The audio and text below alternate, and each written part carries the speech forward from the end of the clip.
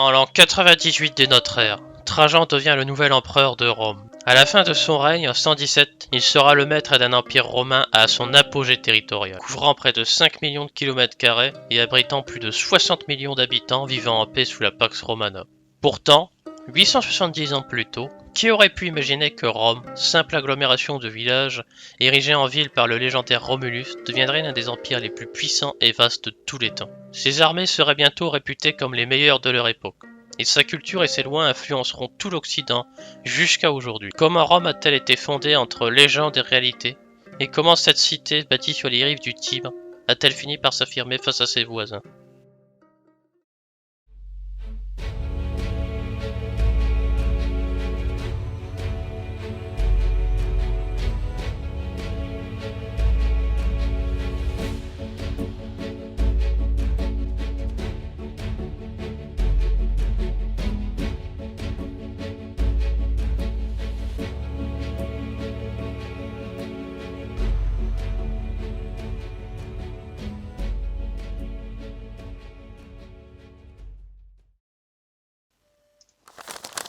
Selon la légende, l'histoire de Rome commence à Alba Longa. Cette ville aurait été fondée par Énée, un prince troyen, vers 1150 avant Jésus-Christ. De nombreux siècles plus tard, deux descendants d'Énée, Amulius et Numitor, se disputent le trône d'Alba Longa. Amulius s'empare du pouvoir en renversant son frère Numitor et tue son fils pour s'assurer de ne laisser aucun héritier.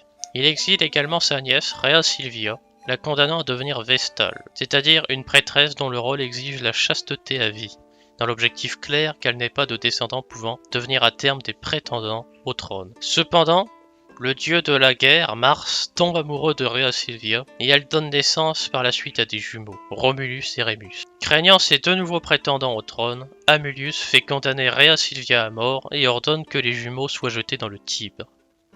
Mais par un miracle, une louve sauve les enfants et les allaite dans une grotte non loin de l'endroit où sera fondée Rome. Ils sont ensuite recueillis par un berger qui les élève comme leur propre fils. Devenus adultes, Romulus et Rémus découvrent leur véritable identité et décident de fonder une nouvelle ville là où ils ont été sauvés par la louve. Cependant, un désaccord éclate entre les deux frères.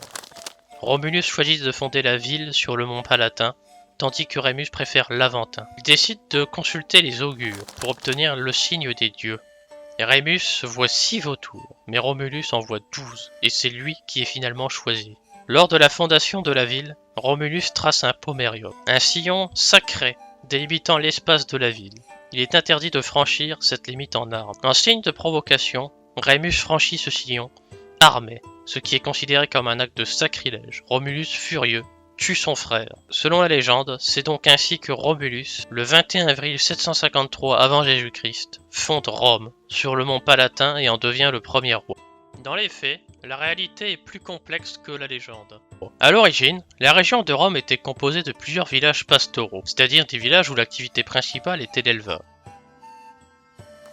Rome prit naissance sur les rives du Tibre, au centre de la péninsule italienne, située entre les collines du Latium. Elle bénéficiait d'un emplacement stratégique, protégée naturellement par ses 7 collines et proche du fleuve, qui offrait une route commerciale essentielle. En effet, le Tibre est navigable, ce qui permettait à Rome de bénéficier des échanges commerciaux tout en étant relativement protégée des attaques maritimes. Cette situation avantageuse facilita le développement du commerce, notamment celui du sel et de l'artisanat romain, ainsi que les échanges avec le bassin méditerranéen.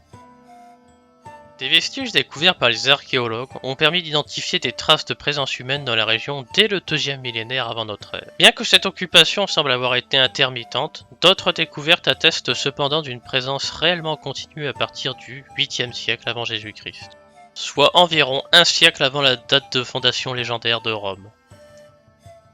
Les habitations de cette époque étaient rudimentaires. Il s'agissait de cabanes d'éleveurs regroupées en plusieurs petits villages. Il semble que Rome se soit fondée par la fusion progressive de ces villages. Mais la ville resta relativement modeste jusqu'à l'arrivée des premiers rois d'origine étrusque. D'ailleurs, la région n'était pas isolée.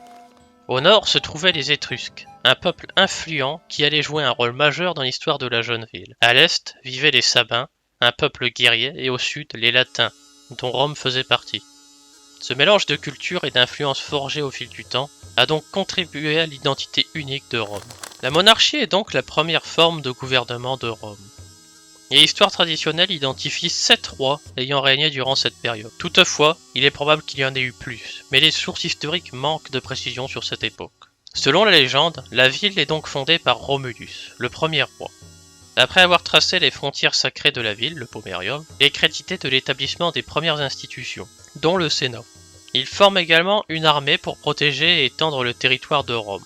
La légende raconte qu'il augmentera la population de Rome en créant un refuge pour les exilés et marginaux, puis en organisant l'enlèvement des femmes sabines. Cet épisode entraîna une guerre entre les Romains et les Sabins, qui se solda par une paix conclue entre le roi sabin, Titus Tatius, permettant une co-régence entre les deux rois et une alliance entre les deux peuples. Après Romulus, c'est donc Numa Pompilius, issu du peuple sabin, qui monta sur le trône. Ce deuxième roi est souvent associé à la paix et à la réforme religieuse. On lui attribue l'organisation des rites religieux, la création des premiers sacerdoces et l'instauration du premier calendrier romain. Sous son règne, Rome se transforme en une cité où la religion et la justice deviennent donc les piliers centraux de la vie publique. Le troisième roi, Tullius Hostilius, marque un changement. Sous son règne, Rome renoue avec la guerre, annexant Alba Longa, une cité rivale du Latium. Son successeur, Ancus Marcius, tout en poursuivant les campagnes militaires, est surtout connu pour avoir fondé le port d'Ostie, donnant à Rome un accès direct à la mer et stimulant le développement de son commerce maritime. Mais au fil de leur conquête, les Étrusques, un peuple très développé installé au nord de Rome, vont finir par prendre le contrôle de la ville. Et c'est leur influence directe qui va réellement faire de Rome une vraie cité. Le premier roi d'origine étrusque de Rome étant Lucius Tarquin, connu sous le nom de Tarquin l'Ancien, originaire de la cité étrusque de Tarquinia. Il va transformer profondément la ville en modernisant grandement ses infrastructures. C'est à partir de ce moment que Rome va perdre sa forme rudimentaire. Tarquin l'Ancien est le grand urbaniste de Rome, à qui l'on doit des projets majeurs comme la construction du Forum romain et de la Cloaca Maxima, le premier grand égout de Rome. Son successeur, Servilius Tullius, entreprend une réorganisation profonde de la cité. Il introduit une réforme sociale qui divise la population en classes censitaires, fondées sur la richesse, afin d'améliorer l'organisation de la conscription militaire. C'est à ce moment-là que la classe des patriciens commence à émerger, représentant les familles nobles et riches qui plus tard finiront par exercer réellement le pouvoir à Rome, tandis que les plébéiens, issus des couches populaires, voient leur statut social redéfini. De plus, Servilius Tullius fait construire la première enceinte fortifiée de Rome, connue sous le nom de muraille servienne, marquant ainsi la transition de Rome vers une cité-État protégée. Le dernier roi de Rome, Tarquin le Superbe, fils de Tarquin l'Ancien, est souvent décrit comme un tyran. Son règne est marqué par la violence, la répression et le mépris des institutions romaines. Il ne consultait plus le Sénat et imposait ses décisions de manière autoritaire. Le déclin de son règne est précipité par l'affaire tragique de Lucrèce, une noble romaine violée par son fils Sextus Tarquin. Lucrèce, symbole de l'honneur romain, se suicida donc après avoir été déshonorée, provoquant la colère du peuple. Sous la direction de Lucius Junius Brutus, les Romains se révoltèrent contre la monarchie et Tarquin le Superbe fut exilé, mettant ainsi fin à la royauté à Rome. En 509 avant Jésus-Christ, l'expulsion de Tarquin le Superbe mit donc un terme à la monarchie romaine, ouvrant la voie à l'instauration de la République. Désormais, le pouvoir ne serait plus concentré entre les mains d'un seul homme, mais partagé entre des magistrats élus et le Sénat, marquant donc une nouvelle ère dans l'histoire de Rome. La période monarchique a joué un rôle crucial dans la formation des fondements politiques, sociaux et culturels de Rome. Sous l'impulsion des premiers rois, la cité a évolué d'une simple agglomération de villages à une ville organisée, avec des institutions qui ont jeté les bases du futur système républicain. Des éléments comme le Sénat, créé par Romulus, et les réformes sociales de Servilius Tullius ont structuré la société romaine, tandis que les rois étrusques ont apporté des innovations urbanistiques et politiques qui ont façonné l'identité de Rome. Cette période est également marquée par un mélange d'influences légendaires et historiques. D'un côté, la mythologie, avec Romulus et Rémus, incarne l'esprit fondateur de la ville et souligne les croyances romaines dans un destin divinement guidé. De l'autre, les contributions réelles des Étrusques et des premiers rois ont ancré Rome dans une dynamique de croissance territoriale et militaire, posant ainsi les bases d'une ville capable de s'imposer face à ses voisins.